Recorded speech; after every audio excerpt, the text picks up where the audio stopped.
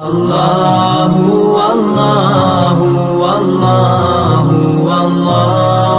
اللہ اللہ۔ السلام علیکم ورحمۃ اللہ وبرکاتہ۔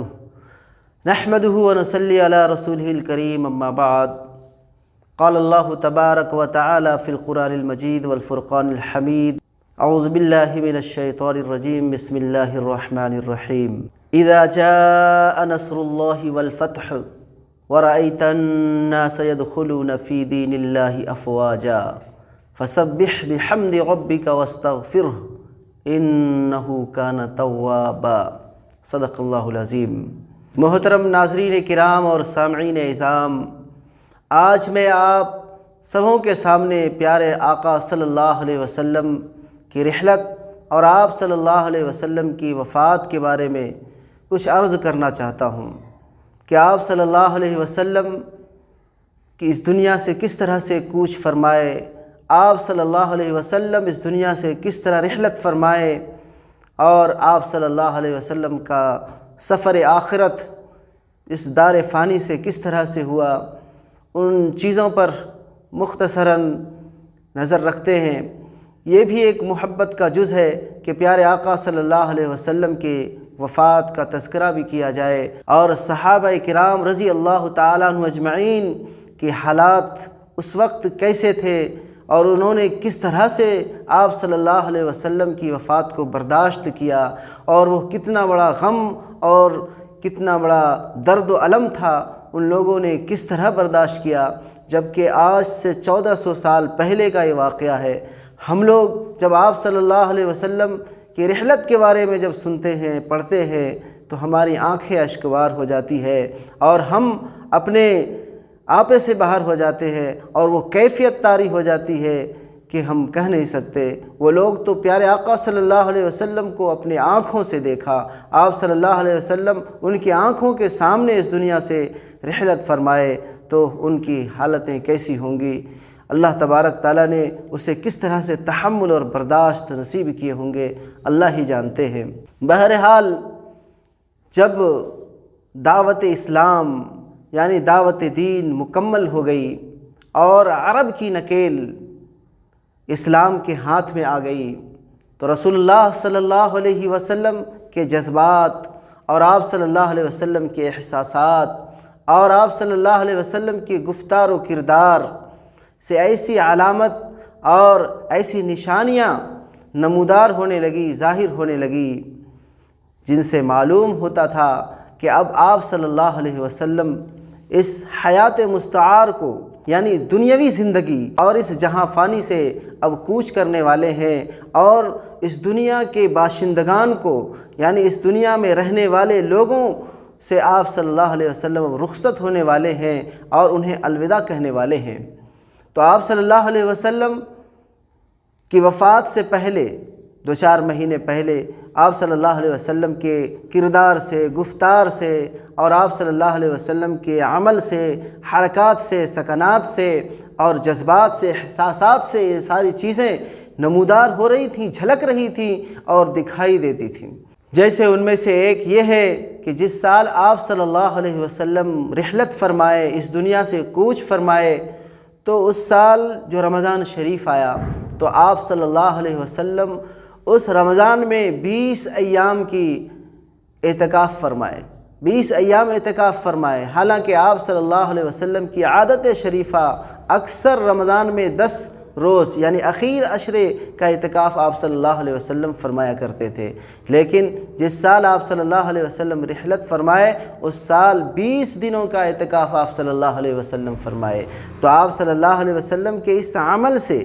یہ ظاہر ہو رہا تھا کہ آپ صلی اللہ علیہ وسلم اعمال میں اور خوب زیادتی کر رہے ہیں، اللہ تبارک تعالیٰ سے ملاقات کی تیاری کر رہے ہیں۔ اسی طرح سے اس رمضان میں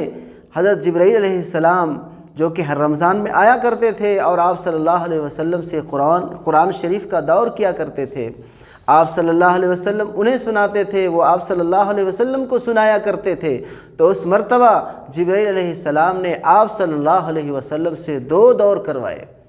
یعنی آپ صلی اللہ علیہ وسلم اس رمضان شریف میں پورے قرآن کے 2 دور کیے۔ تو یہ بھی ایک اشارہ تھا کہ اب آپ صلی اللہ علیہ وسلم آخرت کی سفر کی طرف دھیرے دھیرے گامزن ہیں، اس کی تیاری میں لگے ہوئے ہیں۔ اسی طرح سے جب پیارے آقا صلی اللہ علیہ وسلم حجۃ الوداع یعنی حج کرنے کے لیے تشریف لے گئے، اور آپ صلی اللہ علیہ وسلم پوری زندگی میں ایک ہی حج فرمائے، دوبارہ حج آپ صلی اللہ علیہ وسلم نہیں فرمائے۔ ہاں البتہ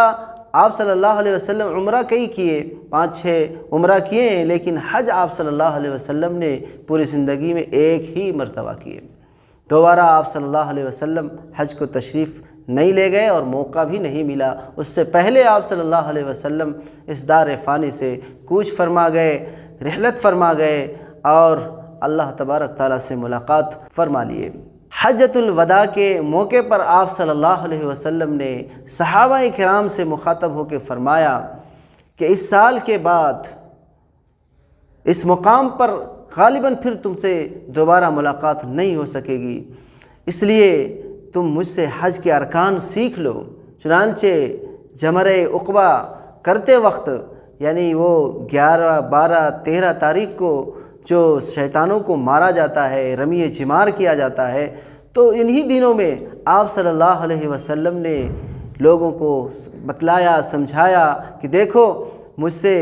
حج کے جو ارکان ہیں اور حج کس طرح سے کیا جاتا ہے، کیا کیا ضروری چیزیں ہیں، وہ چیزیں، مناسک کی چیزیں، حج کی چیزیں مجھ سے اچھی طرح سے سیکھ لو۔ اور اسی درمیان سورہ نصر بھی نازل ہوئی، اذا جاء نصر اللہ والفتح، جس میں پیارے آقا صلی اللہ علیہ وسلم کی وفات کی بات بتائی گئی ہے۔ اس کے اندر اشارہ کیا گیا ہے آپ صلی اللہ علیہ وسلم کی وفات کے بارے میں۔ چنانچہ جب یہ سورہ نازل ہوئی تو حضرت ابوبکر صدیق رضی اللہ تعالیٰ عنہ سمجھ گئے اور رونے لگے، اشکبار ہو گئے، زار و قطار رونے لگے۔ سب سے پہلے انہوں نے ہی سمجھا تھا کہ پیارے آقا صلی اللہ علیہ وسلم اب اس دنیا سے رحلت فرمانے والے ہیں۔ سب سے پہلے حضرت ابوبکر صدیق رضی اللہ تعالیٰ عنہ نے ہی اس سورہ کے مفہوم کو سمجھا کہ اب آپ صلی اللہ علیہ وسلم اس دنیا سے کوچ کرنے والے ہیں، رحلت فرمانے والے ہیں، کیونکہ اس کے اندر بتایا گیا ہے اذا جاء نصر اللہ والفتح، جب اللہ تبارک تعالیٰ کی طرف سے مدد آ جائے، فتح آ جائے، وَرَأَيْتَ النَّاسَ يَدْخُلُونَ فِي دِينِ اللَّهِ، اور آپ دیکھ لیں لوگوں کو فوج در فوج، جوق در جوق اسلام میں داخل ہوتے ہوئے، تو آپ اللہ تبارک تعالیٰ نے آپ صلی اللہ علیہ وسلم سے مخاطب ہو کے فرمائے فَسَبِّحْ بِحَمْدِ رَبِّكَ وَاسْتَغْفِرْهُ، کہ آپ اللہ کی تحمید کیجئے، اللہ کی بڑائی بیان کیجئے، تسبیح بیان کیجئے اور اللہ تبارک تعالیٰ سے استغفار کیجئے، اور اِنَّهُ كَانَ تَوَّابًا، بے شک اللہ تبارک تعالیٰ بہت زیادہ متوجہ ہونے والے ہیں، توبہ قبول کرنے والے ہیں۔ تو ان آیتوں کے اندر، اس سورہ کے اندر اللہ تبارک تعالیٰ نے آپ صلی اللہ علیہ وسلم کی وفات کا اشارہ فرمایا۔ تو یہی وجہ تھی کہ آپ صلی اللہ علیہ وسلم کے اعمال کے اندر اور بھی اضافہ ہونے لگا، اور آپ صلی اللہ علیہ وسلم کی حرکات سے، سکنات سے اور کردار سے یہ چیز ظاہر ہوتی تھی کہ آپ صلی اللہ علیہ وسلم اب ہم سے رخصت ہونے والے ہیں۔ اسی طرح سے جب پیارے آقا صلی اللہ علیہ وسلم حج سے واپس ہوئے تو سفر کے مہینے میں آپ صلی اللہ علیہ وسلم دامن احد میں تشریف لائے، جہاں 72 صحابہ کرام کی قبریں ہیں جو غزوہ احد کے اندر شہید ہوئے تھے، اور ان تمام کو اسی جگہ دفن کیا گیا تھا۔ تو آپ صلی اللہ علیہ وسلم سفر حج سے واپس ہونے کے بعد سفر کے مہینے میں، ان کے اوائل میں، شروع میں، آپ صلی اللہ علیہ وسلم کوہ احد کے دامن میں جہاں کہ وہ شہداء کی قبریں ہیں وہاں تشریف لائے اور شہداء احد کے لیے دعائیں کی، اور اس طرح سے دعا کی جس طرح سے لگ رہا ہو کہ آقا صلی اللہ علیہ وسلم زندوں اور مردوں سب سے رخصت ہو رہے ہوں اور سب کو الوداع کہہ رہے ہوں۔ پھر پیارے آقا صلی اللہ علیہ وسلم وہاں سے واپس آنے کے بعد اپنے مسجد نبوی صلی اللہ علیہ وسلم تشریف لائے اور ممبر پر تشریف فرما کر کے صحابہ کرام سے مخاطب ہوئے اور صحابہ کرام کو فرمایا میں تمہارا میر کارواں ہوں، میں تم پر گواہ ہوں۔ میر کارواں یعنی کارواں سے جو آگے آگے جانے والے ہوتے ہیں اس کو میر کارواں کہا جاتا ہے۔ میں تمہارا